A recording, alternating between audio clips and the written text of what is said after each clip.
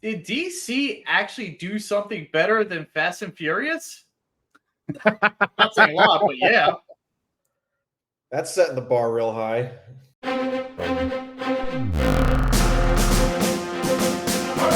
Welcome back, guys, gals, and other pals, to another edition of The Final Credits. And this time we have taken a look at Blue Beetle.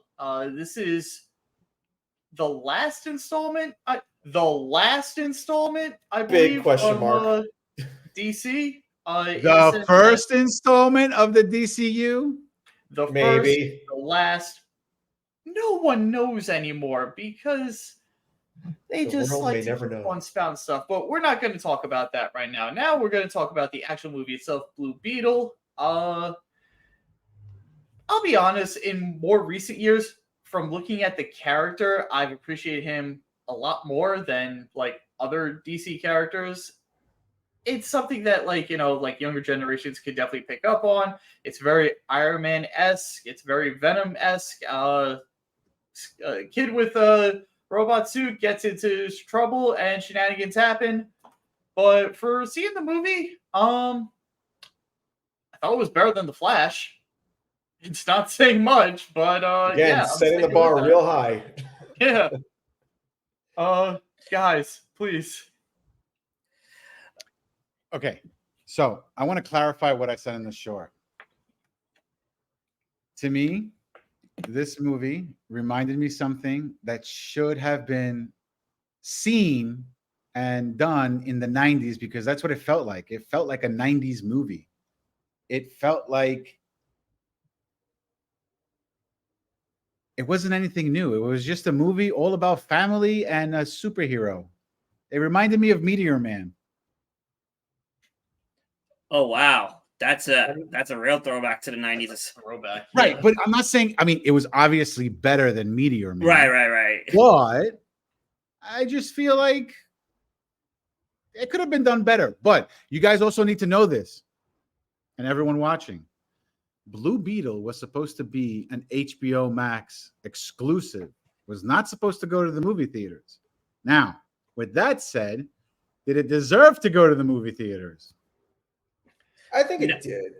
I think overall it was like I think it just hit that threshold of this is passable for a theater experience, but it's not going to be a phenomenon by any means. It's a B tier movie with a B tier character and a B tier story, and that's really like where it comes down to where it's placed, basically, both in the DC universe and in the movie universe in general. I'm gonna say no, it didn't deserve a theater release based on the quality we got. I stand by what I said in the short, that it would have been a good movie for HBO Max, or Max for short now. It was that kind of enjoyable movie, but for me, it would have been perfectly fine on streaming. And along with Batgirl, which was a project that got canceled, which they should have still put out, but that was going to be an HBO Max movie. But enough about that. But no, it's not going to be anything. Batgirl is thrown out the window. No, it's not happening at all. But no, I don't think based on the final product, it didn't deserve a theater release. Wow. Thing is, though, like I don't think even DC, like, this movie was basically set up to fail and sent out to die. I don't, like, in general, it was better than I thought it was going to be. I enjoyed it.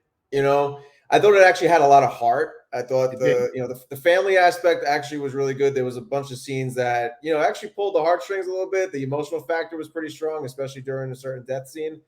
But so you felt the family aspect together, but it was. It was held back by its rather cartoonish, comic booky tropes that, I think we said during like the trailer reaction that we did that, it was definitely borrowing from a lot of movies that we've seen already. Definitely Iron Man, a little bit of Green Lantern, a little bit of Venom with, like the host thing and a bunch of other stuff that like I can't think off the top of my head. Now. Yeah, and like even like the layer of the Blue Beetle, like the original Blue Beetle, like everything just felt like 90s, but like not a 90s movie in my opinion, but like almost like a Power Rangers 90s show. I just felt like it was like a semi high stakes but not really type of story. We had like a mustache twirling villain with Susan Sarandon. a lot of just like kind of like a lot of mids, like everything that had to do with like the comic book aspect of the movie that held it back. Everything else about like the family aspect, the characters, the performances were actually really good. Guys like George Lopez, I liked better than I thought I was. But like this movie was sent out to die. DC, WB did not care about this movie. They didn't have to. A lot of people in the audience probably didn't care about this movie. They know this is like the technical end of DCEU. They know this is like a pseudo reboot for the James Gunn universe.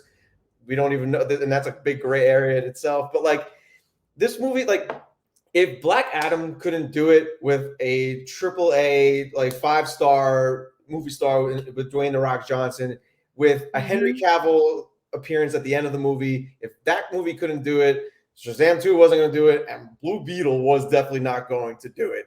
So I don't know if you were expecting any needles to be moved with this movie, but it was never going to happen. I don't think they wanted to move the needle. That's what I'm saying. They don't care. They want to make some money back.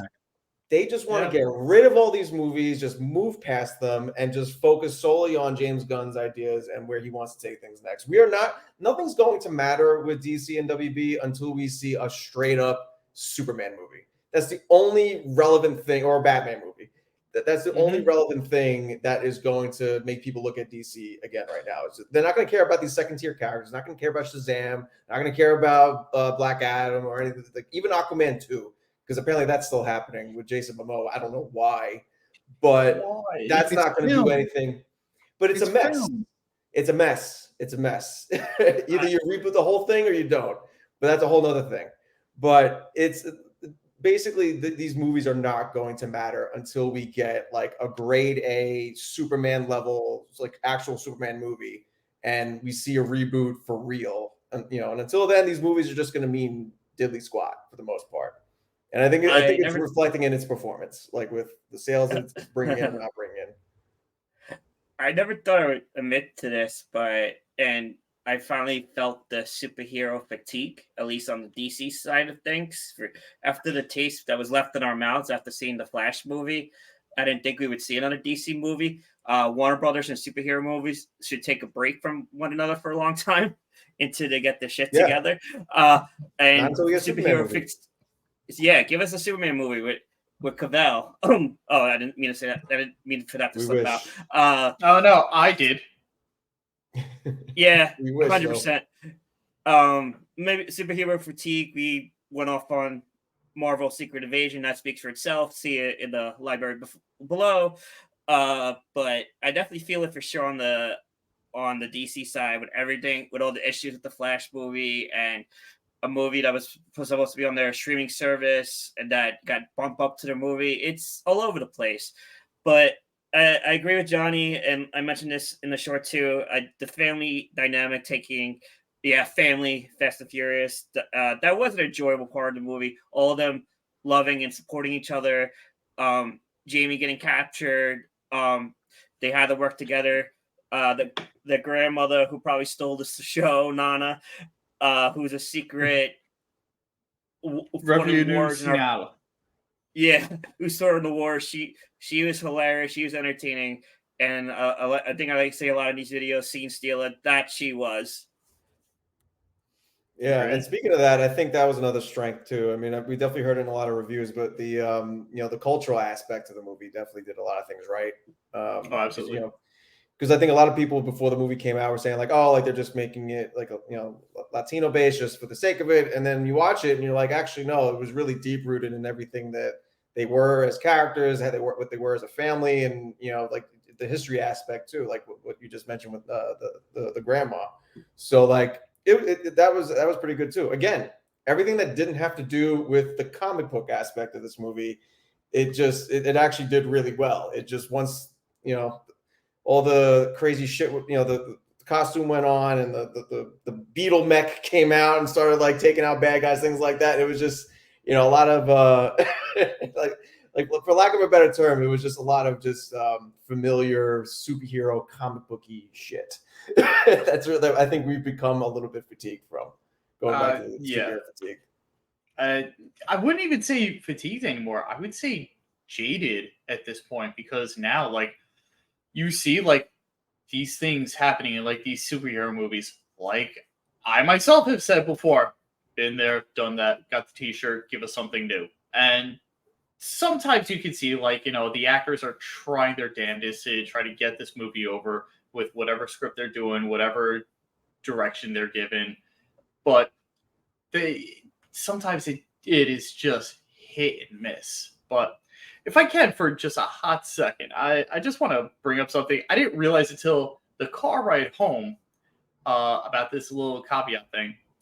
In the comics, Jaime is the weird kid in the sense that he talks to himself all the time and is treated as such by all of his friends and all of his family. Again, secret identity shenanigans, but here we didn't really get that because his family knows all about it. But in comics, the Scarab only speaks to him in his head, and the only way he can actually talk to the Scarab is out loud. So I kind of wish we would have got a little more of that in the movie. We got That would have been a scene of that in the very end. I thought that would. I'm looking at this. I'm like, the jokes can write themselves with this. Come on. Yep. But the Scarab was basically Jarvis. That's really well. That's the Yes, thing. it was. Imagine a Jarvis that will never understand the human condition, always talking to you, always wanting to blow stuff up, and you saying out loud, "No, stop trying to kill those people." To no one in particular, a group of people, and they just look at you like, what the hell is this child talk about? Time to get It off this writes train. itself. But we clearly didn't get that. So that's my one nitpick for this movie. Well, You guys want to hear numbers? You guys want to hear Yeah. numbers? Sure. Here's the Yeah, I numbers. touched upon it before. I'm not going to be that impressive, but let's do it. All right. So keep in mind, this was supposed to be an HBO Max release. Yeah. This movie had a budget of $104 million. Mwahahahaha. As of this recording, which is, a couple of days after, it has only made $30 million and has made about $49 million worldwide. Ooh. Jeez. In This movie's essence, go- in a month, I think in a month's time, they would probably make back the money they actually spent on the movie without their advertising money. I doubt it. You don't think it's going to hit 100? No, because look what happened to the Flash. Not even Michael Keaton and George fucking Clooney could save that movie from the fucking $200 million loss that is jamming itself up of WB's ass right now. This movie is going to drop. George Clooney. Yeah, I was right, by the way. But anyway, this movie is going to drop off hard this next coming weekend. I think after the fact that they got that many people this weekend, I think was luck because there was not much else to watch this weekend. They could have watched Barbie again.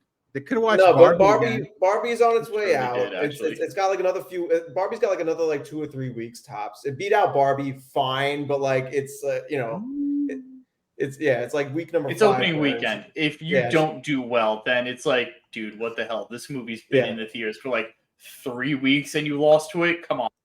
People showed up in pink for Barbie. Nobody's showing up in blue for Blue Beetle or bringing their pet beetles with them or anything like that. Listen, I will say this, though. If you're on the fence on watching what movie to watch this weekend, I think go watch Demeter, The Last Voyage of the Demeter, before you watch Blue Beetle. Absolutely. Yeah. I got a question for the group. What did we think of George Lopez's performance? I know that was a polarizing point as we discussed the trailer heading into the movie, but what did you guys think before I'll say what I have to say? So I kind of agree with how Johnny feels about this, but the opposite, if that makes any sense. Because from the trailer, watching that, I didn't think he was so bad. I thought he was all right and everything. And then watching him in the movie in a lot of scenes, I'm just like, oh, where's the changer? Can I change a channel in this, please? I just felt like some moments were just a train wreck that I wanted to just look away, but I couldn't. Yeah, I thought he had a lot of good under the breath jokes. I felt like stuff that he kind of said on the side was funny. But I feel like that might have been him improvising because he didn't have a good script to work with. So that was the best he could do. I feel like I judged him too harsh on the trailer when we did the trailer reaction because I said, "Oh my god, this is going to be horrible." But realistically, I kind of liked him on that. It wasn't bad to say the least. It was just was okay. In a lot of ways, he was playing himself, but I thought he was more entertaining than expected. He had funny moments, especially acting as the crazy conspiracy theorist character, like cores everywhere, the government's coming to get us, etc. He had some cool, serious moments as the guy in the chair, the techie. I think he did better than expected in his role. Some cringe, I get that was some cringe. Purpose. Go ahead, He had some cringe comic moments, but I think he overall he was better than expected. The thing is, like that was like I get that was his purpose as a character, but even like the whole techie, like I can hack into anything type of like even that was like a trope in itself. Like, of course he knows. You always need that one person. Yeah, you always need that one guy in the chair. Yeah, but like I'm saying, like of course he can just build like an EMP that like hacks into the entire infrastructure of a building, and they never explained that, did they? No, he just built something for 2 hours off camera, and he was like, "Hey, I have this in the back of my pickup truck," which, by the way, was a huge missed opportunity that his pickup truck was not playing the song "Lowrider." I'm pretty sure that's what it was. No, it wasn't. No, it wasn't. It was not because I was disappointed. I was disappointed that it wasn't. Okay, but, so with the thing that you guys are talking about with that scrambler thing that was in the back of his truck, they did kind of explain it when they were in the house saying, "Oh, we got to go over there." And he's like, "Well, I could build something that's going to work better than what Cord Industry makes." And that's when he went and built it. It's not like did they go into his education at all? No. About why he's so smart, how he can do these things? No, he just magicked them together. But he just is. Apparently, all conspiracy theorists are very smart and they can build things.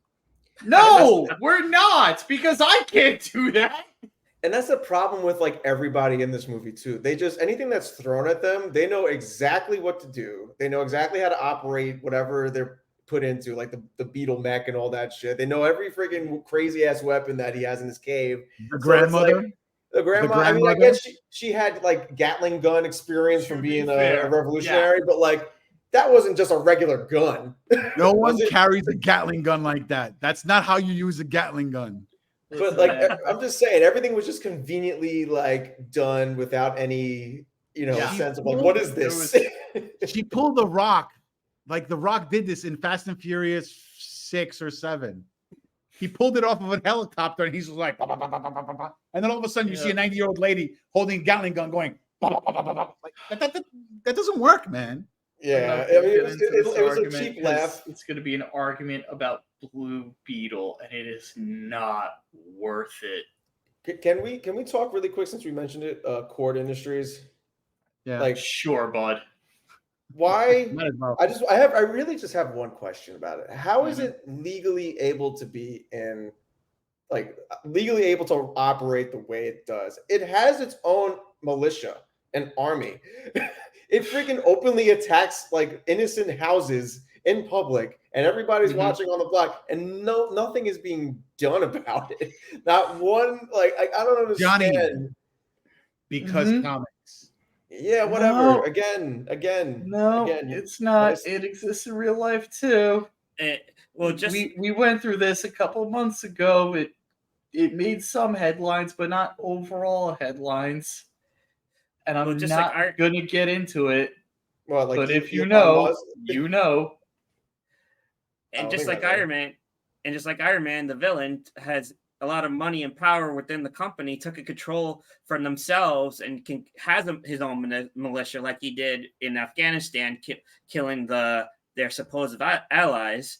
After how many did you lose count of? That was under the hood, though. That was like behind the back dealings. Like it's still the same concept. Bombed somebody on American soil in the same town. There's like this company is literally just like its own little army.